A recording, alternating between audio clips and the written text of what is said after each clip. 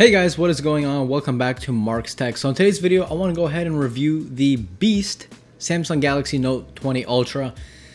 As you read the title, this isn't my favorite phone, and I'll explain why. It's a good phone, not my favorite phone. See, my question is, does this $1,300 phone live up to its promise, or is it just very pretty? Because, after using the Pixel 3a, the Pixel 4a, the iPhone SE2, even a few OnePlus devices that were about $500, so pretty much mid to budget range phones. After using them, I'm extra hard on phones that are over $1,000 because I want to know, is the Samsung Galaxy Note 20 Ultra worth the $1,300, or is it just very pretty and filled with makeup for you to think that it is? So first, I want to talk about the good, and then I want to talk about the bad. I will leave timestamps below, so feel free to jump around as you need to. The phone itself, yeah, it's huge. Definitely the biggest one in the room, if you catch my drift. A screen of 6.9 inches will definitely have you drooling all over it. This is the media phone. Watching YouTube, Netflix, or any other website that you want is fantastic. The screen definitely gets bright enough, even outside. You just won't have any issues with the display. It is by far the best display I've seen on a mobile phone. The one thing I've always liked about the Note lineup recently is the boxy design. It helps you grip the phone much better, especially since now it is literally gigantic. This year they have a new premium looking color, the Mystic Bronze, or maybe Rose Gold, depending on how you look at it. The matte finish definitely helps hide fingerprints, and it just has a much more cleaner appearance than normal glossy glass. Also on the back of the phone, there are cameras. Who knew that?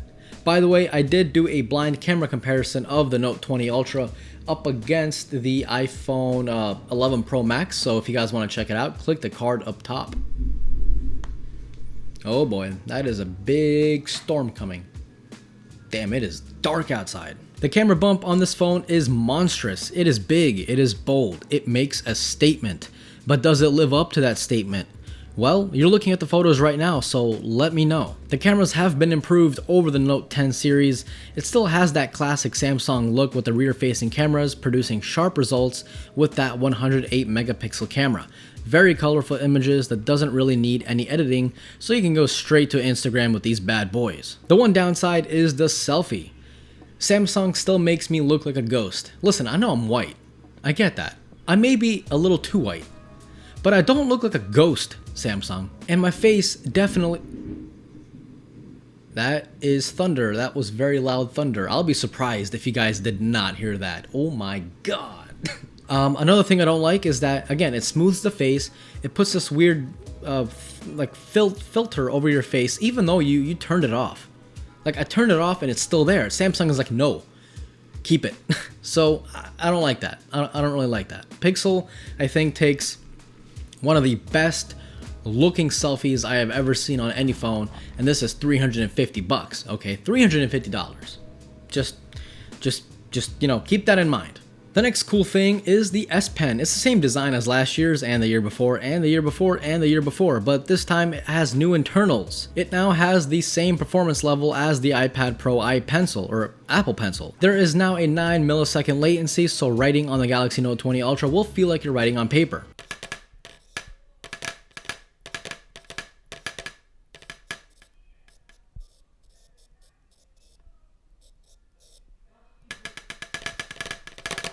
Now, there are cool S Pen features, like you can wave the pen around like you're Harry Potter. You're a wizard, Harry. I never use that, to be honest. I really forget that it's even there. The only one that I do use is if I want to take a selfie from far away, or if I want to start a video recording and then the phone's on a tripod, I can take the pen out and click the button on the pen. It'll take a picture or start recording a video and then stop recording a video. That, to me, genius. That is literally genius. That's pretty much like having a Bluetooth remote for your phone. But waving your pencil around, I don't know. I'm not into that stuff. I think that's about as useless as the Pixel's radar solely, where you wave your hand over the phone. I think it's useless, in my opinion. I mean, let me know if you guys use it. Now, surprisingly, this time around, the Galaxy Note 20 Ultra does not benefit from the 45 watt charging. You can charge the phone using 45 watts, but it still caps out at 40. God, let me say that again. You can charge your phone with the 45 watt adapter that you may have bought years ago, but your phone caps out at 25 watts. There we go, Mark. Now, it's not that bad. You're gonna get to around 40% battery in 30 minutes of charging. Not that bad, but the OnePlus 8 Pro, just so you guys know, just keep in mind, in 30 minutes, you're gonna get over 60% of charge. So that's quite of a big jump. I don't know why Samsung deleted the ability to really take advantage of that 45 watt charger that they were selling, with the S10, I believe. So, oh well. So guys, now let's talk about the bad things about the phone.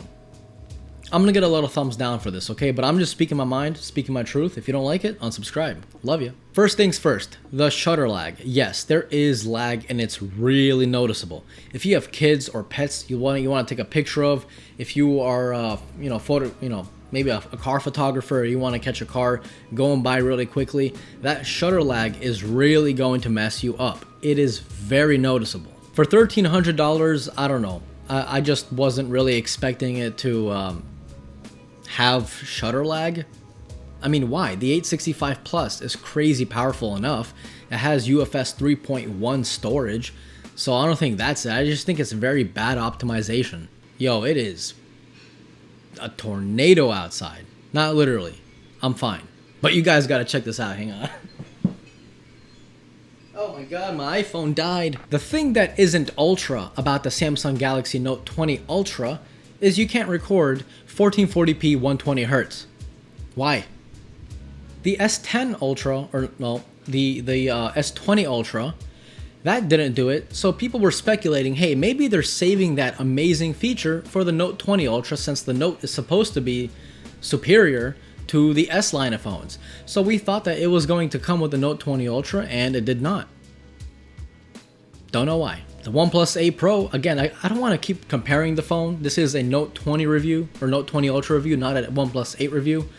But still, man, the OnePlus 8 Pro does 1440p 120 Hz without a huge hit to the battery. Speaking of battery life, the Note 20 Ultra isn't that really good in battery life either. I've had a lot of people complaining on Twitter that the battery life just isn't really that good. The S10 Plus was way better. I think even the Note 10 Plus was also better. So the Note 20 Ultra, I mean, the battery's okay. And what's even more crappy, if you have AT&T and you're using the Galaxy Note 20 Ultra, you can't even turn off 5G. So that's going to be draining your battery even more. Damn. What's funny is that the OnePlus 8 Pro, again, I'm going to keep mentioning it. The OnePlus 8 Pro does 1440p at 120 Hz and still also gets 6 hours of battery life, maybe a little bit more. So come on, Samsung, come on. This is supposed to be your pride and joy. The Note series is supposed to be like Samsung, like the Samsung. Also, another thing, Samsung, why can't this Ultra phone record 4K 60 on every single lens? Why? You know what? The iPhone 11 Pro Max, guess what? Every single camera you see on here, including the front-facing camera, guess what? It can do 4K 60. Meanwhile, with a camera bump the size of my forehead, this can't do 4K 60 on every single lens except the main lens. What's so ultra about that? I don't get it. I really don't get it. But it can do 8K 24, which crops in so much that you have to stand back like 10 feet to record your subject. Hey, now the speakers. The speakers on the Note 20 Ultra, they're okay. They're not that bad. They do get loud enough for you to hear what's going on. But in terms of quality, in terms of sound, if you're listening to music, now before you guys say, oh, ew, who listens to music through the speakers? Who watches videos through the speakers? Why not use your headphones? Listen, bro, not everyone carries around a pair of headphones everywhere they go. If I'm in my room and I want to watch a quick YouTube video, I'm not going to walk all the way to this office, grab a pair of headphones, walk all the way back. No, I'm just going to turn on the video, you know? Jeez. It's okay. The speakers are fine. The bass is...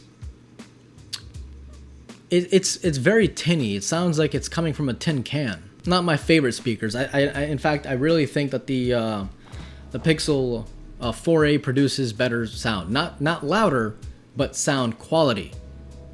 Those two things are a big difference. The sound quality from here are good. The top speaker and the bottom firing speaker, they are very well balanced.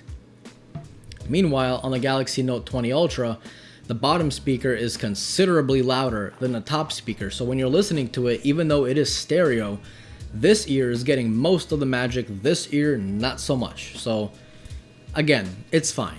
Another thing I'm not a fan of is that you guys already know there is a difference between the Samsung Exynos and the Qualcomm version of all of their phones. But now, the gap is even bigger. So the Exynos and the Qualcomm version of the S20 Ultra, the Note 20 Ultra, it costs $1,300, right? Give or take, depending on taxes, depending where you live, but really it's about $1,300. So we got that out of the way. My issue is that it's not really fair. See, the Snapdragon version has a faster CPU, but the Exynos model this year has a better GPU, at least from what I've seen on benchmarks. The Snapdragon version has a base storage of 128 gigs. The Exynos model has a base storage of 256 gigs. Photo processing is different from the Exynos and the Qualcomm. Battery life is also different from the Exynos and the Qualcomm. And now they have two different methods of cooling. Some phones have a vapor chamber, some phones have a thermal pad. Samsung, what the hell? They are literally two different phones with the same name, but they're completely different. Different CPU, different GPU, different photo processing, different battery life. I mean, come on, man. If you were to go up to someone and ask them, and you go up to someone and you tell them those things, they're gonna think you're talking about two different phones, man. When you buy an iPhone in America or USA, guess what? It's the same iPhone in Europe, same iPhone in Asia, same iPhone in Africa, okay? When you buy a Pixel, if your country supports it, you're getting the same Pixel as every single other person. You're not being crutched, whatever that word is. Imagine buying a gaming console.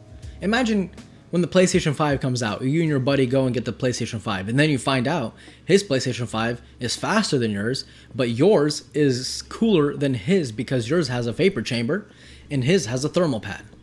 But they cost the same and it's the same name. You'd be pretty pissed, wouldn't you?